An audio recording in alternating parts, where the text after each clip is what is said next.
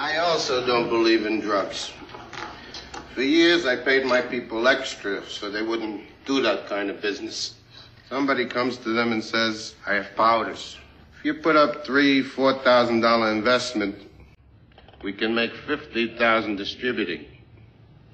So they can't resist. I want to control it as a business, to keep it respectable. I don't want it near schools. I don't want it sold to children. That's an infamia. In my city, we would keep the traffic in the dark, people, the colored. They're animals anyway, so let them lose their souls.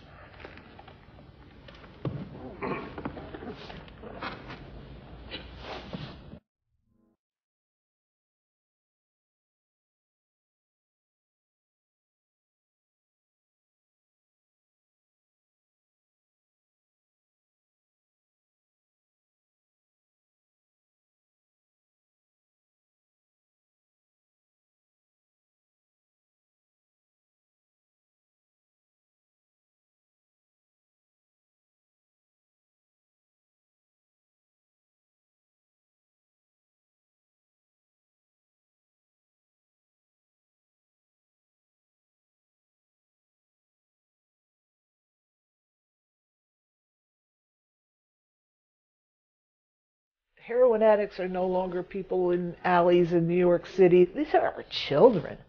These are children. But first, a News 12 special report that will change everything you think you know about heroin in the Hudson Valley and the people getting hooked.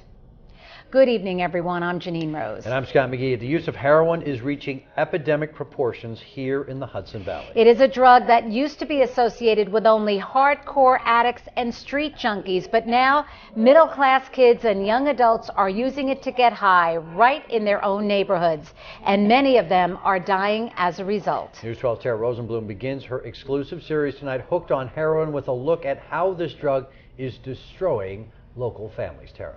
Scott, Janine, the children of the grieving parents you're about to meet come from a tight-knit town and good families like yours who did everything right. This wasn't supposed to happen, but it did. And now those parents are speaking out for the first time in the hopes you will watch this, stop what you're doing, and speak to your own children.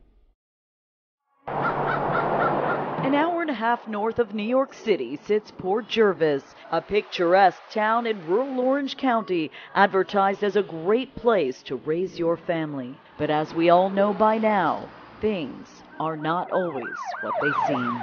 My son passed right here in this house. I found him. Renee Huston still can't bring herself to walk inside the bedroom right across from her own.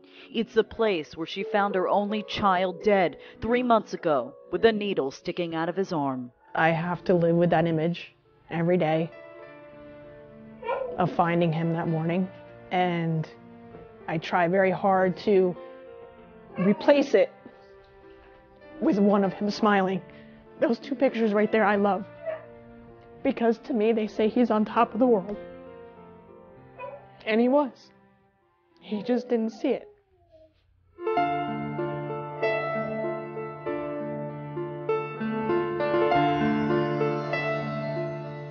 Lying in bed covered up with blankets, sweating, but freezing, tossing and turning, waiting for the call. Then finally I get the call saying everything is good, so I jump up, feeling so achy, but I must get up and go make the sickness go away.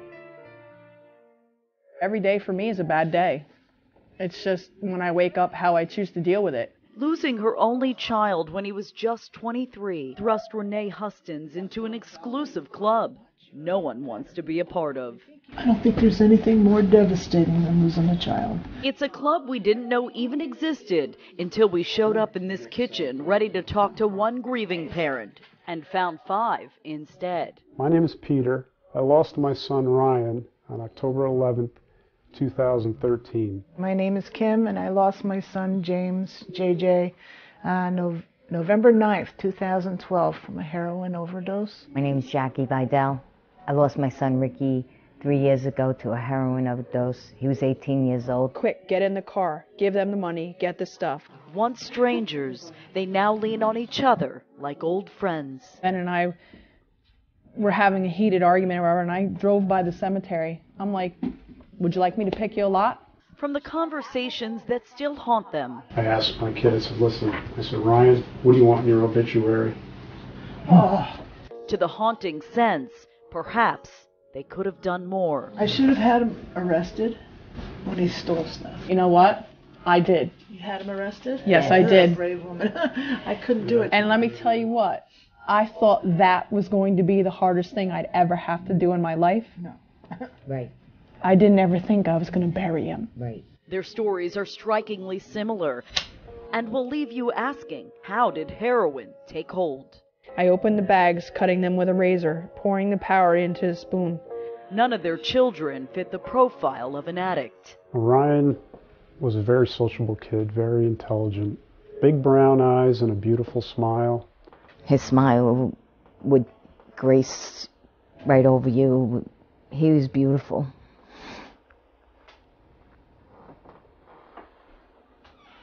JJ was full of fun.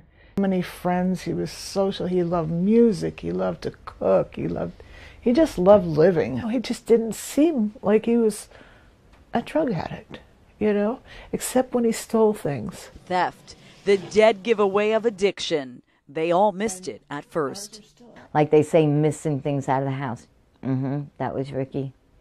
He had a car full of his friends came to my house one day when I wasn't home, loaded every TV I owned. I have 4 daughters.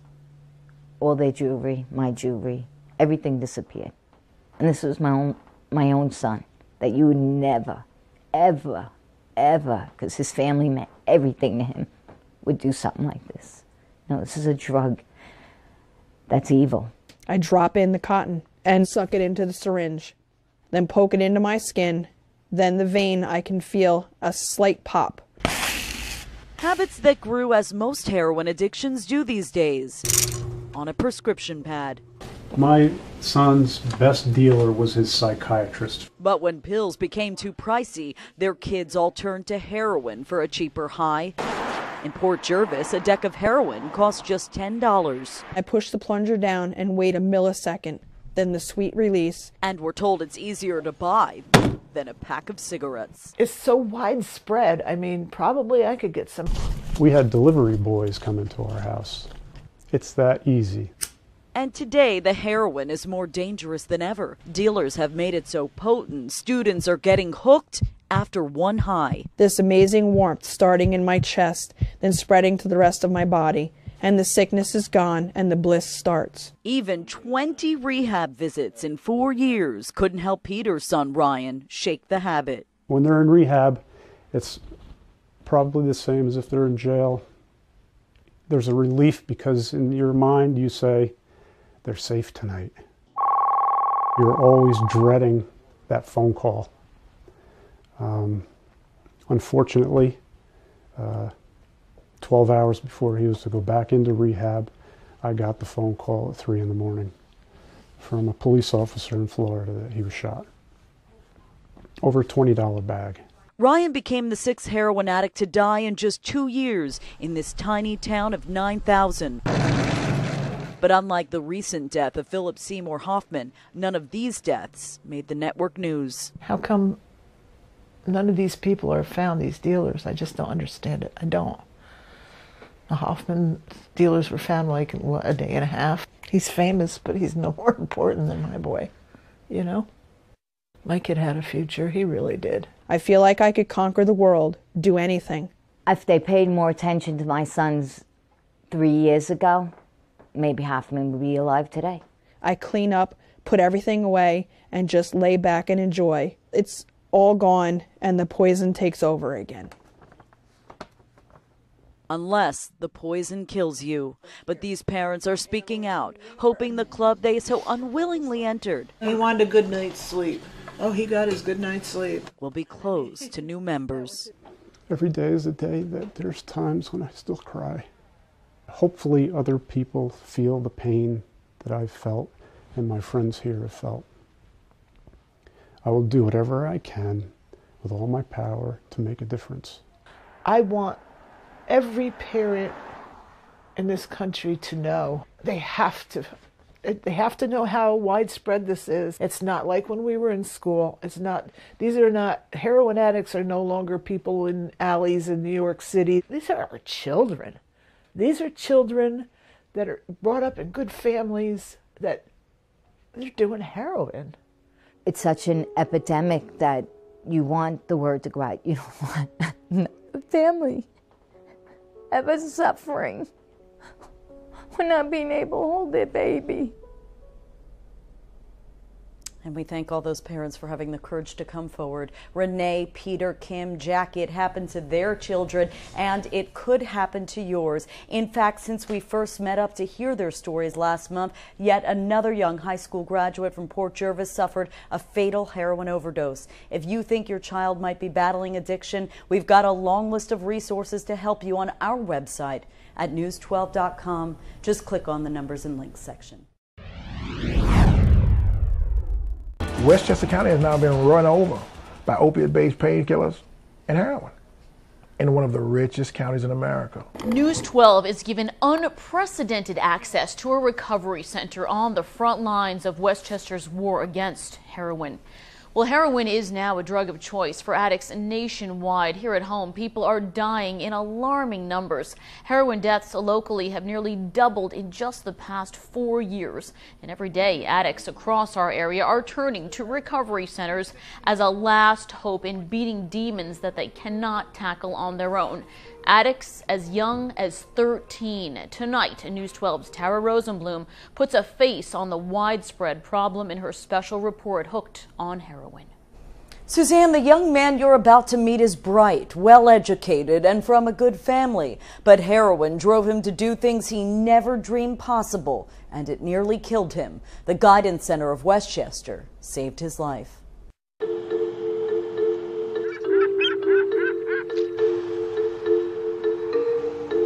You think of Westchester, you think of big houses and rich kids, and it's here just as much as it is in the Bronx or anywhere else in the city. By like 8th grade, I was basically a full-blown addict. Westchester County might be one of the richest counties in America. Unless it opens its eyes, it's going to have one of the largest problems in America.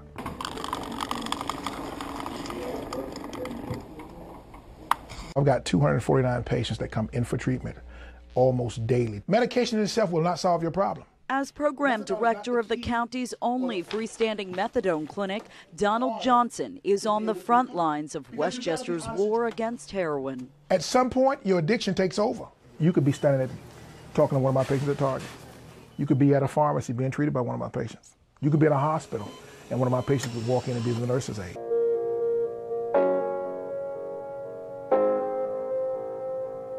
Probably started trying it when I was 10. You were just 10 years old. Yeah. At a time when most little boys are focused on baseball and video games, Brian Barry was worried about his next high. First it was marijuana and alcohol, but by the time he was old enough to drive. I started messing with the heavier stuff probably when I was 15. Prescription pills, like Oxycontin, Xanax. And if you had asked Brian back then, graduating to anything stronger was simply out of the question. I was scared of needles. If you tried to take my blood, I would faint. But it wasn't long before fear lost. By the time I was 17, I was full-blown heroin addict. Raised in a middle-class family he describes as loving and tight-knit. Everyone worked, everyone pulled their part. The former baseball player and A student explained to us how heroin became his drug of choice. I was 16. I was staying at a friend's house. There was 2 of my friends there. They were probably a couple years older than me. And there was a line on the table. I thought it was cocaine. So I did it and I tasted it. I was like, what the hell is that? And they told me and I got mad.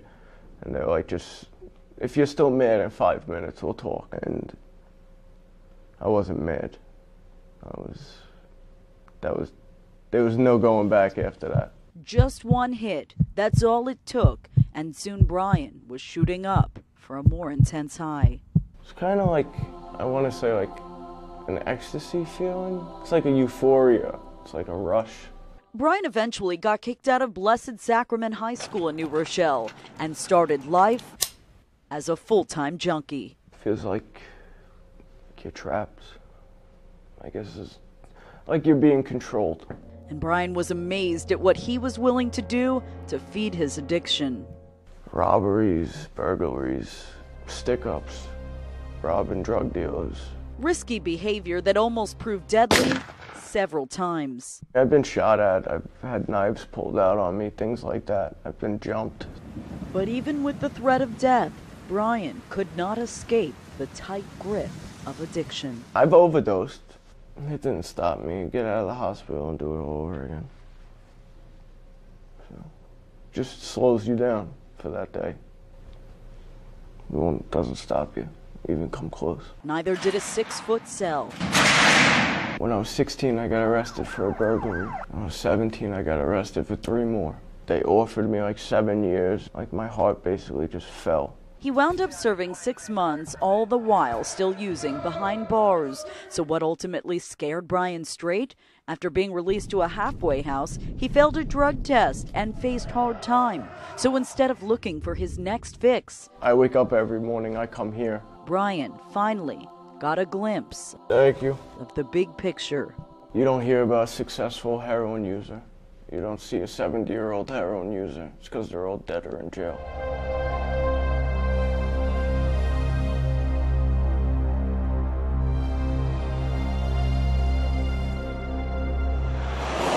Westchester County has now been run over by opiate-based painkillers and heroin in one of the richest counties in America. You have money to buy it. The drug dealers got the way to supply it. And now you've got a problem. A problem Donald Johnson says can be directly traced to the overprescription of painkillers like oxycodone. This last 4 or 5 months has been really frightening because prescription pain medication abuse has taken off to a level we've not seen. And when they can't get prescription pain medicine, they usually reach out to and secure the next cheapest thing, which is heroin. And heroin at a $5 bag is a cheaper high than a prescription pain medicine, but it's much more deadly. And Johnson says even more disturbing are the faces of the newest victims. The number of deaths in Westchester County has significantly grown in the younger population. How to quantify that? In 2010 through 2012, we could probably say we saw between 6 and 10 deaths in the county. We've probably seen that many deaths in the last 9 months. Young folk are not going home today telling their mothers and fathers, I'm addicted to an opiate-based substance. And by the time you discover your child's addicted, it's a little bit too late.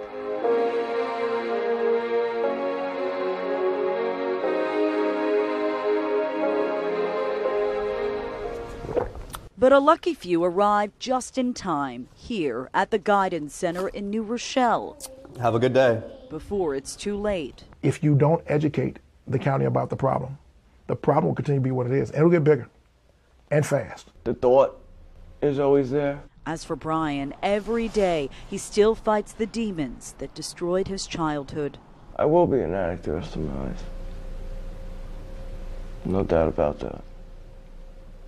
But will I use? Hopefully not. While Brian tries to put the heroin nightmare behind him, the Guidance Center teaches him a person can be much more than their past mistakes. I've given the drug so much already. I'm not giving it anything else. I'm not going to throw away everything that I've worked so hard for a 10-minute high.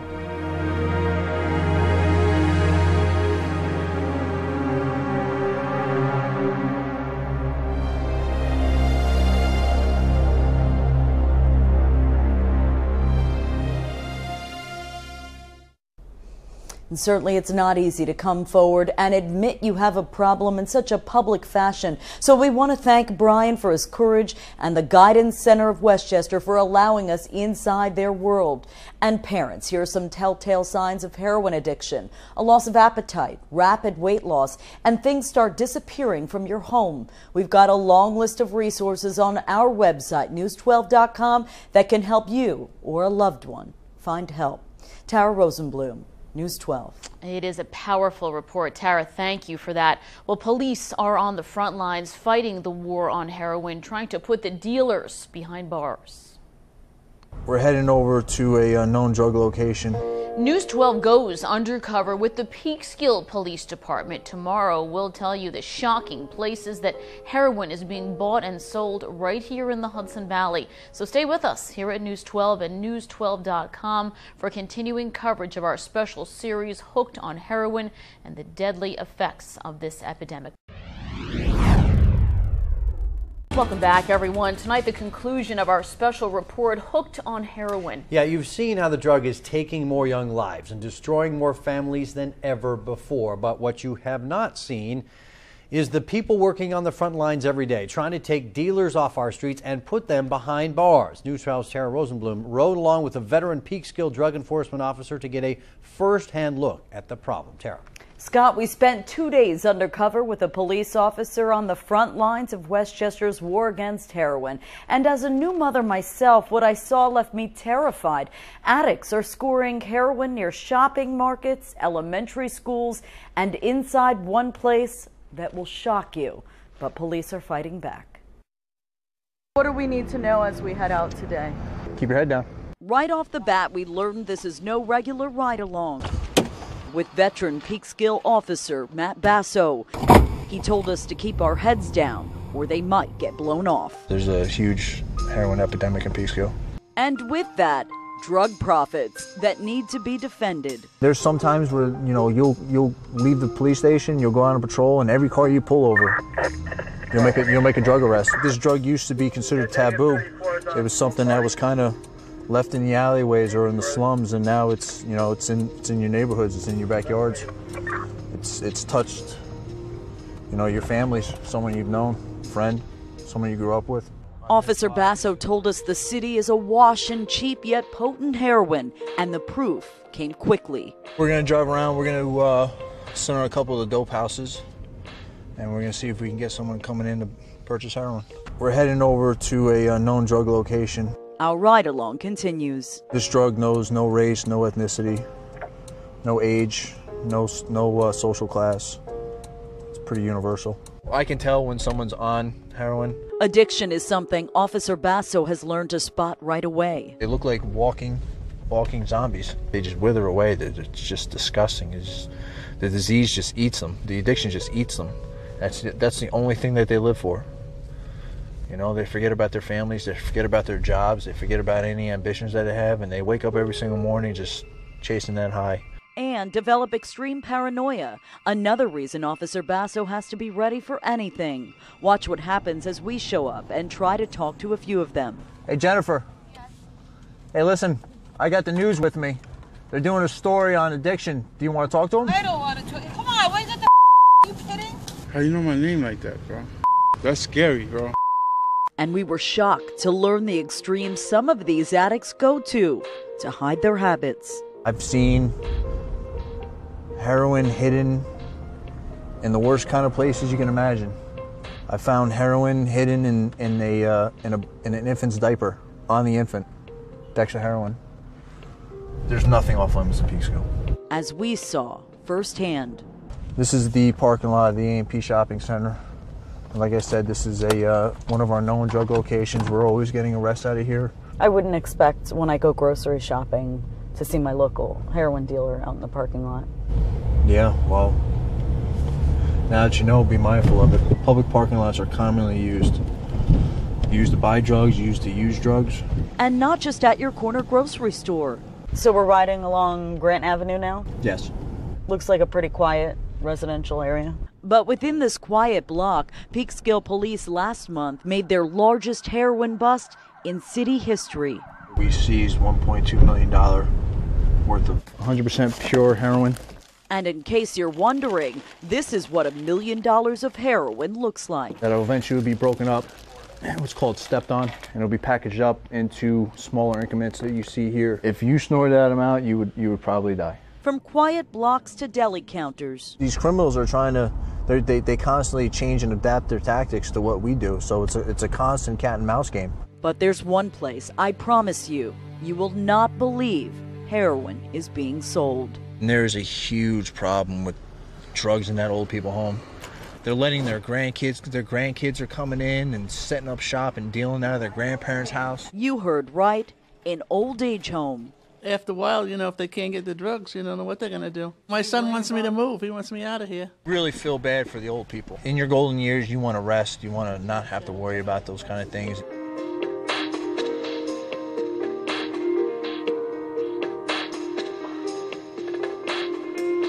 New information in a heroin investigation at a Sullivan County elementary school. At least 2 young men have died of heroin overdoses. Meantime, police in Carmel are issuing a warning after 4 heroin overdoses in just the last 2 weeks. And addicts never really know what they're buying. In Newburgh last December, a batch of heroin sold in these unstamped bags was laced with the powerful cancer drug fentanyl. Within just 3 days, 3 people were dead and dozens more overdosed. You'll see kids, they're throwing up out of their mouths, foaming out of their mouths. They got the needles. They got the needles sticking out of their arm. But there's only so much a local cop like Officer Basso can do. That's why New York Senior Senator Chuck Schumer is pushing for federal action.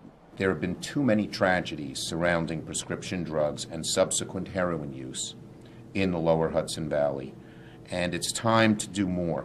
Senator Schumer's calling for the Hudson Valley to be designated as a high-density drug trafficking area, which would allow local officials to receive more federal resources to battle the heroin epidemic. In the meantime, Peekskill's police chief is putting heroin dealers on notice. Dealers, get lost.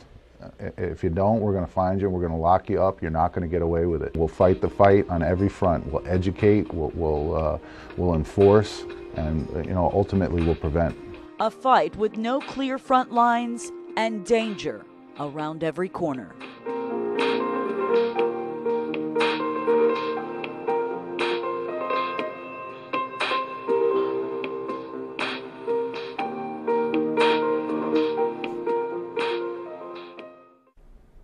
And we want to give a very special thank you to the Peekskill Police Department for allowing us inside their world. We hope this report and the others we told this week will serve as an urgent wake-up call. Children are dying. Families are being destroyed. Communities torn apart. Victor and Doreen Siapa never guessed that their daughter was hooked on heroin.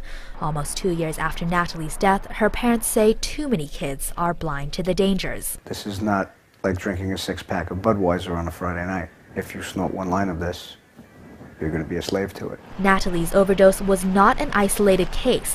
When Nassau County Police started tracking heroin-related deaths, they found that a drug long popular in urban communities had caught on with teens in suburbia. In the last year alone, Nassau County Police made almost 400 arrests related to heroin. With arrest numbers still high this year, the police are now starting new initiatives to get parents to become more aware. We know there's a nexus between people buying it here in Nassau County and perhaps purchasing it in, say, Brooklyn. A packet of heroin can cost as little as $5, and while injecting it might have scared some users in the past, today's teens seem to think that snorting and sniffing are less harmful, even though those methods are also addictive. The morning Natalie failed to return from a party, Doreen phoned her daughter's friends. One call led to a house in Seaford where the mother found her daughter motionless. And I said, she's obviously not sleeping. You could tell. She looked like somebody had just tossed her on the couch. And I yelled, call 911. The Siapas say their loss should awaken others that heroin is not only a problem in the city. We just thought it was a drug that every now and then you hear of somebody famous dying from it. We just didn't know it was here. Chow Dang, Columbia News Tonight. Here we begin a series of reports across all platforms of NBC News examining the urgent and growing heroin problem in our country. The numbers are staggering. Over just a 5-year period, heroin abuse has nearly doubled in America. Tonight we're going to begin our reporting in New England because it's a snapshot of what's unfolding in communities across the country. It's so bad in parts of Vermont that this year that state's governor devoted his entire state of the state to this one topic, the epidemic, calling it a full-blown heroin crisis. We get our report tonight from national correspondent Kate Snow. Look past the lighthouses and covered bridges. As we drove through, we found another New England, where a bucket of used heroin needles at a needle exchange one afternoon measures the scale of the problem in Portland, Maine. When did you start filling that bucket? This bucket was changed this morning, so all of those needles are just from today. Yep. parents support each other in Salem, Massachusetts. We found some needles in our room, and it blew us away. And the Walmart parking lot in quiet Rutland, Vermont is known as the place where $20 buys a ticket, local slang for a small baggie of heroin. The number of people dying from a heroin overdose in Vermont more than doubled in just 1 year.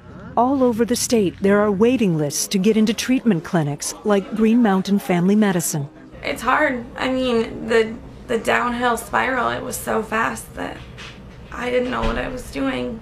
How many do I have on my list? Dr. Dean McKenzie says heroin has a grip on this town. After a while, you're not doing it to get high. You're doing it to survive. You're doing it so you don't get sick. His wife, Dr. Cheryl McKenzie, is in the same field, a psychologist. They live in a beautiful home in the mountains with their young kids. Their older son, Ryan, took us on a tour of Rutland. There's a couple dealers on this road right here. On this road where the kids are riding their bikes? Yep, on the road where the kids are riding their bikes. Actually, how do you know that? Because I've bought from there before. That's right. The son of parents who dedicated their lives to fighting substance abuse was secretly hooked on heroin while living in their home. The boy who'd been a bookworm, a bright student joining the Model UN in high school, started using prescription painkillers and got addicted to those. But pills have become harder to come by in Vermont. My dealer couldn't get them anymore, so I couldn't get them. And then as I couldn't get them, heroin started to move in. She suggested heroin? Yeah, she suggested heroin, and it moved on from there. When Ryan confessed he was addicted, Cheryl went through his room. Found needles and spoons. I was always wondering where my spoons were going. And I really thought that maybe the kids were throwing them out with their plates. No, that's not where the spoons were going. You're doctors. We're parents. It's very easy to try to put on your doctor hat. We're parents. We're just like any other parent who's dealing with someone with an addiction. Ryan tells us he's been clean for a year as of last weekend. You love your son, clearly. I adore my son. I absolutely adore my son. She loves this state, too, and is working with others across the Rutland community to change what's happening here. Every time we go to a meeting, it gets bigger and bigger. And that's what we need to see happen. People who have addictions to come forward, ask for help. Don't be embarrassed. We heard so many times the reason heroin abuse is so rampant right now is because people who started abusing prescription painkillers found heroin as a cheaper alternative. For families dealing with this addiction, there are resources on our website, NBCnews.com, and you can share how heroin has touched your life using hashtag Heroin in America. And Brian, tomorrow we'll focus on a miracle remedy for an overdose, but it is not legal everywhere yet. So we meet a mother. She's so desperate for this drug that she's willing to break the law, Brian, in order to potentially save her sons. And that's the thing about this powerful reporting this week. It's the people we meet along the way who all remind us of someone. Kate Snow, thanks. We'll see you right back here tomorrow night. All this week here, we've been reporting on the heroin epidemic in parts of this country. And at the heart of all of this are the families that are battling to help their loved ones overcome their addictions and overcome overdoses. We've heard from a lot of families, including one mother outside Boston who reached out to our national correspondent, Kate Snow, who joins us here in the studio tonight. Kate. Brian, so many people, so many messages start, my son, my brother, my daughter. And late Monday, one about a young man who'd overdosed and was revived with a drug called Narcan in a suburb of Boston. His mom wrote, son was almost taken in ICU tonight after 3 doses Narcan. Thank God paramedics had it. Well, we found her. The Gordenstein family has been to hell and back this week. Danny is the second oldest of 6 kids. Last week, he overdosed on heroin, and this Monday morning, he signed himself up for outpatient rehab, but then wanted one last high. Mom Debbie says most of the family was home when Danny's older brother found him slumped over in his room. I just kept yelling, is he alive? And they kept saying yes. Her daughter Samantha was trying to shield her 9-year-old sister from seeing her big brother like this. And I saw my dad holding him, and that's when she looked at me and just said, is he going to live? And she just broke down crying. Danny's disease is affecting everyone in this family, says his father, David. You don't sleep.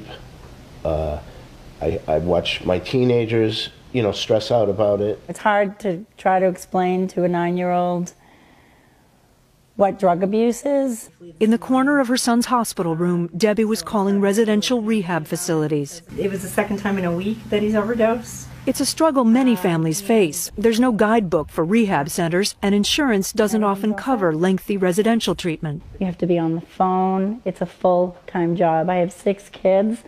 Managing an addiction is a full-time job.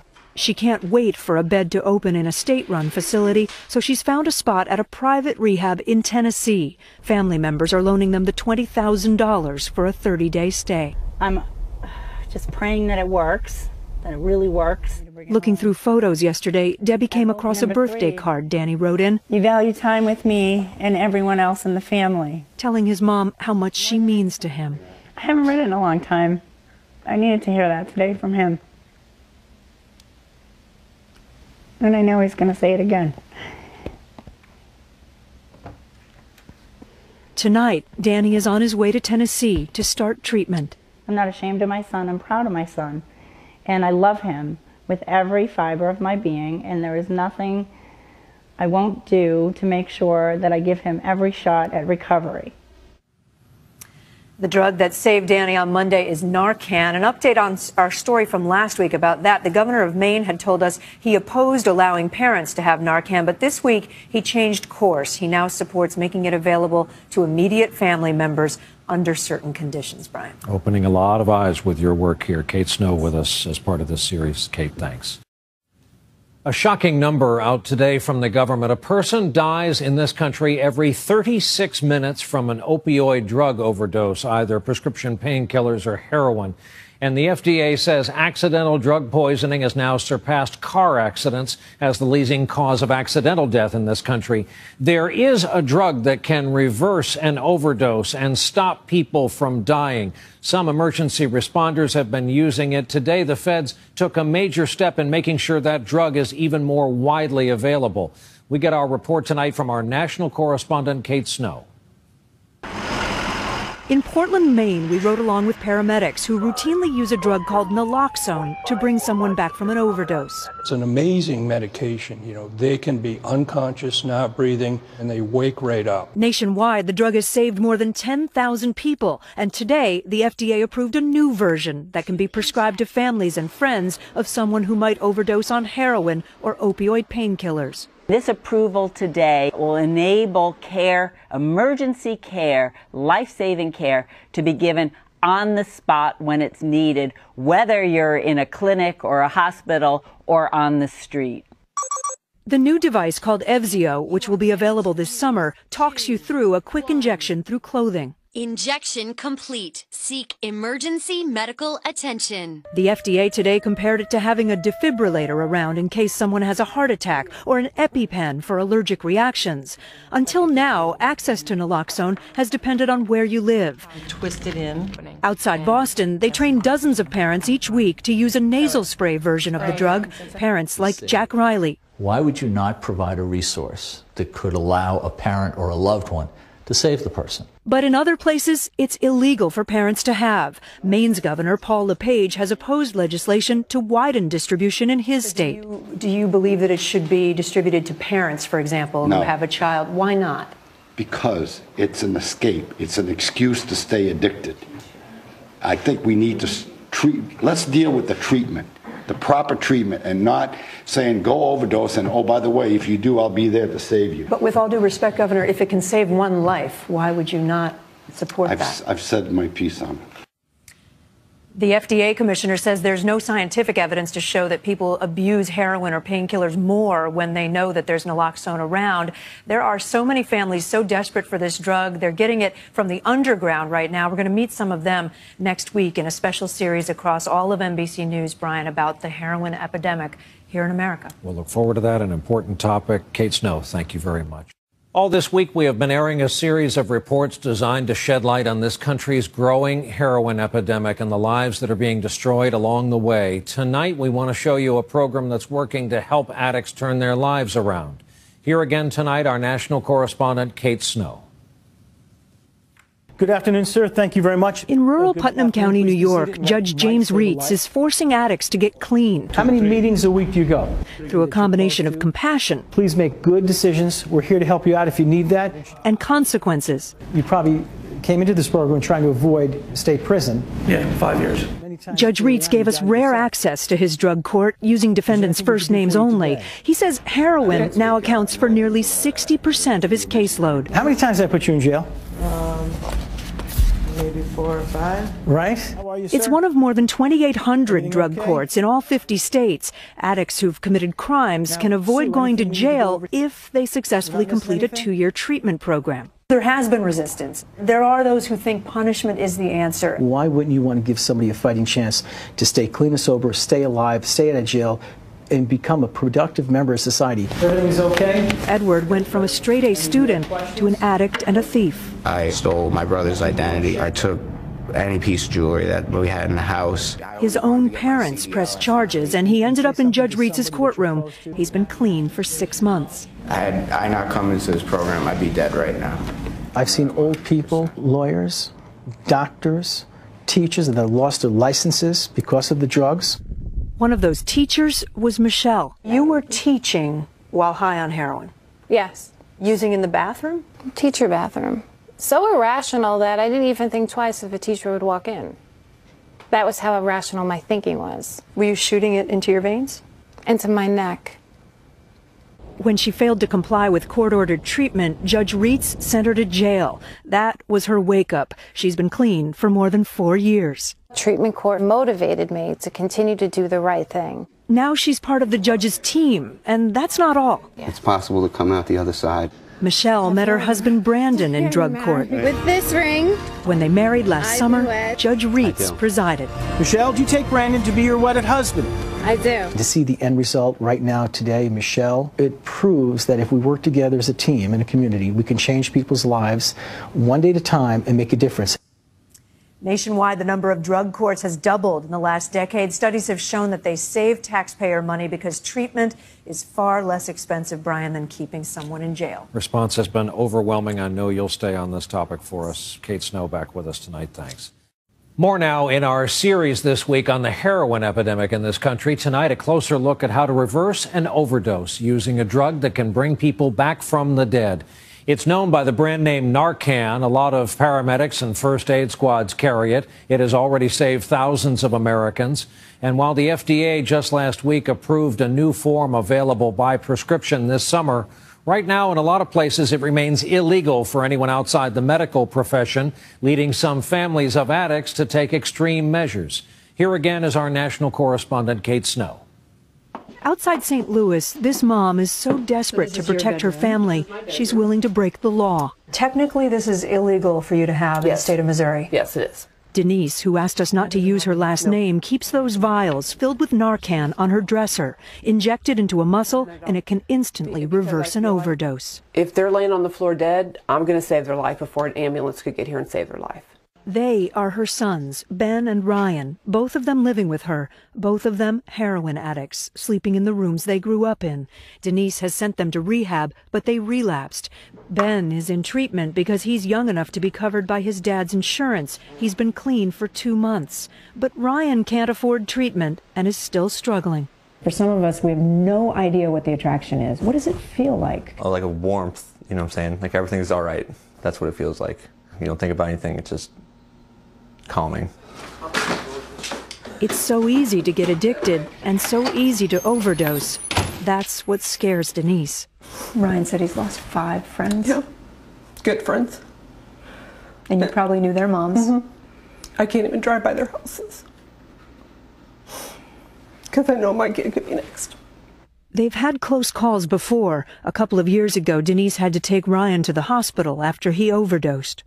They gave him a shot of Narcan, and I've never seen anything like it in my life. She was pushing it in his IV, and he was coming out of it. The Narcan? Before she even finished putting it in.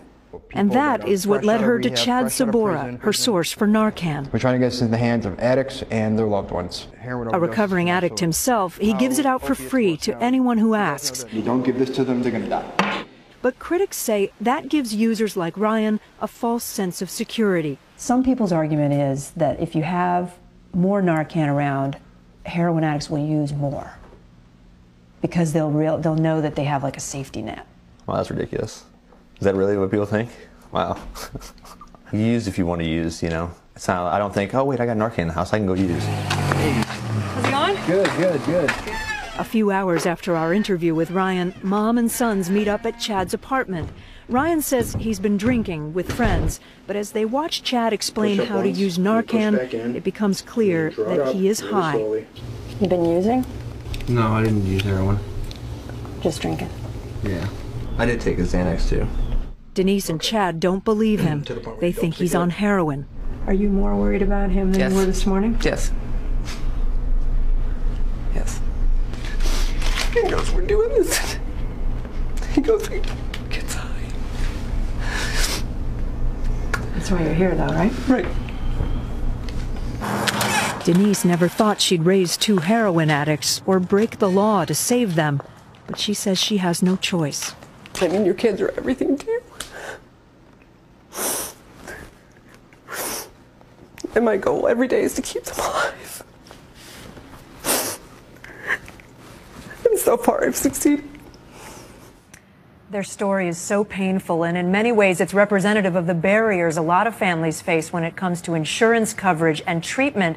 We have more on that angle on our website. We have had so much response, Brian, using the hashtag Heroin in America. This is such powerful stuff, and thank you for being here to tell their stories. Kate Snow with us again tonight.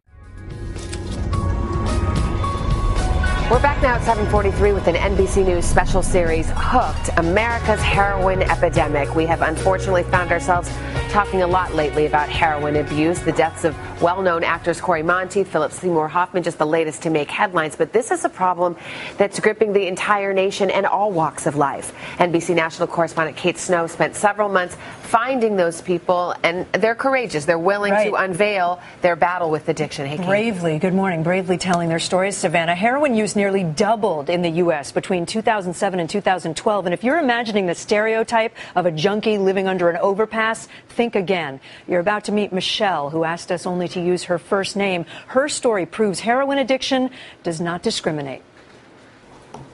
I'm a great mom. I'm a teacher. I'm a daughter, a niece. I'm all of these great things. And then I am a heroin addict showing up at a 4th of July party with track marks. For years, Michelle lived a double life in picturesque Putnam County outside New York City. Her story defies the stereotype of a heroin addict. I come from a good family, very tight. I mean, a great neighborhood in the suburbs. She had always wanted to be a teacher. I love being with kids, period. I mean, I could be with kids all day. The only thing Michelle loved more was being a mom to her daughter. This is her 3rd birthday here. She was everything. She is everything to me. But after an unhappy first marriage, she started drinking heavily and then turned to prescription painkillers. When the money ran out, she switched to a cheaper fix, heroin. What does it feel like? It felt like that I couldn't feel hurt anymore. Numb, energized. So you were teaching while high on heroin? Yes. Using in the bathroom? Yes, I did that. Teacher bathroom? Teacher bathroom. So irrational that I didn't even think twice if a teacher would walk in. That was how irrational my thinking was. Were you shooting it into your veins? Into my neck. Eventually, Michelle lost everything, her teaching license and custody of her daughter. When she came for visits, Michelle would retreat to the bathroom to shoot up. My mother would knock on the door. She'd look at me and she'd be like, disgusted. And you know, kids are smart. Even at 9 years old, you know, they know that there's something wrong. And she's afraid. I feel like a terrible mother, but I can't stop because I'm not done. Physically dependent on heroin, if she didn't get high, she'd be sick. After a 3rd DUI, facing felony charges and 4 years in jail, she was sent to this man. Good afternoon, sir. Thank you very much. Judge James Reitz oversees one of the 2,700 treatment courts in the U.S. I've seen old people, lawyers, doctors, teachers that have lost their licenses. Defendants agree to a 2-year treatment program. If they fail, they go to jail. You face several years, I think 27, if you're not successful, correct? How are you, sir? He gave our cameras rare access. We've had some tough times, haven't we? Yes. When he started 8 years ago, he rarely saw heroin addiction. Now that's nearly 60% of his caseload. Young people in court told us heroin has become the cool drug in the local schools. It's cheaper and more accessible than a six-pack. Had I not come into this program, I'd be dead right now. Treatment court motivated me to continue to do the right thing. Michelle is back in that same courtroom these days, now part of the judge's treatment court team. Over 4 years sober, she's working toward a certification to counsel people with addiction. It's possible to come out the other side. It is. It's possible to come out the other side. Brandon and Michelle met in treatment court and married last summer. With this ring. It was a beautiful ceremony with a familiar face presiding. Michelle, do you take Brandon to be your wedded husband? I do. Michelle's daughter was her bridesmaid, standing at her side. You're not going to be a teacher anymore. No. But you sort of are. You're going to be teaching other people how to follow the path that you've taken. Exactly. Yes. Michelle agreed to do this interview with us because she wanted to show not only the dark side of heroin, but that there is hope to overcome it. Every addict we've talked with says you don't ever use the needle on yourself the first time. Someone usually injects you. You get this amazing high at first, but this highly addictive drug takes over so quickly. And as we know, so many of these stories don't have a happy ending. It can be a lifelong battle, addiction. But again, Michelle doing so well now and bravely sharing that story so that others can learn. We also have more resources on our website if you're looking for help, if you need that kind of a hotline or resource. It's such an astounding series. You had an expert in your piece last night on Nightly who said there becomes a time when they're not even shooting up to get high. It's just to survive. That's what Michelle said. I would be sick if I didn't take more heroin or more drugs. And so you sort of sustain yourself that way, and you don't know how to get out. Well, this is a real issue facing our country. And Kate, you're taking a deep dive. I want to remind everybody you can see more of Hooked, America's Heroin Epidemic, all this week, all across the platforms of NBC News. And if you want to join this conversation online, use the hashtag Heroin in America.